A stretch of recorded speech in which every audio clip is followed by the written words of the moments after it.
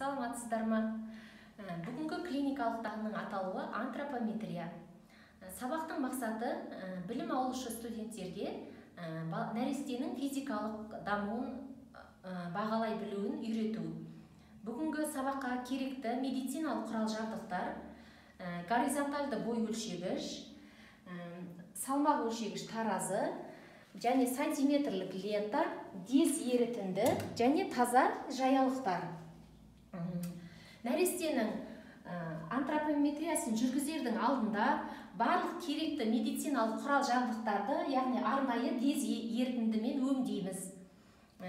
Одан кейін нәресте бізде манекен 1 жасқа дейінгі нәресте. Бірінші нәрестені антропометриясын басын өлшеу арқылы жүргіземіз. Басын өлшеу үшін сантиметрлік лентаны, арнайы дез ерітіндімен өңделген сантиметрлік лентаны аламыз. Баланың басын өлшеу үшін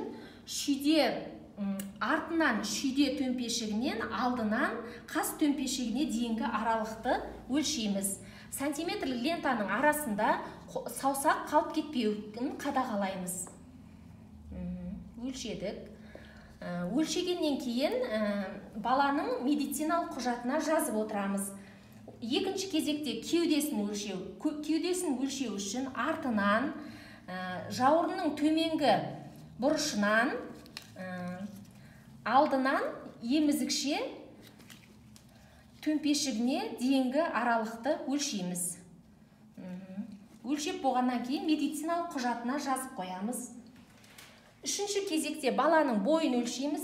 1 жасқа дейінгі нәрестелерді горизонтальды бой өлшегішке жатқызу арқылы өлшейміз. Баланың басының тіреліп тұрғанын қадағалаймыз және аяғын қолымызбен тік ұстап өлшейміз.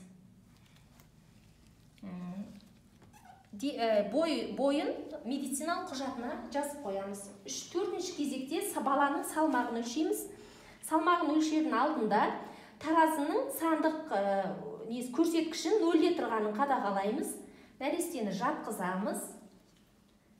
Сандық көрсеткіш бір қалыпты цифрға келгенше қараймыз. Баланың салмағын медициналық құжатына толық жазамыз. Антропометрияны толық жүргізіп болғаннан кейін анасына барлық бойының, кеудесінің, басының және салмағының өлшемін айтып таныстырамыз. Сау болыңыздар.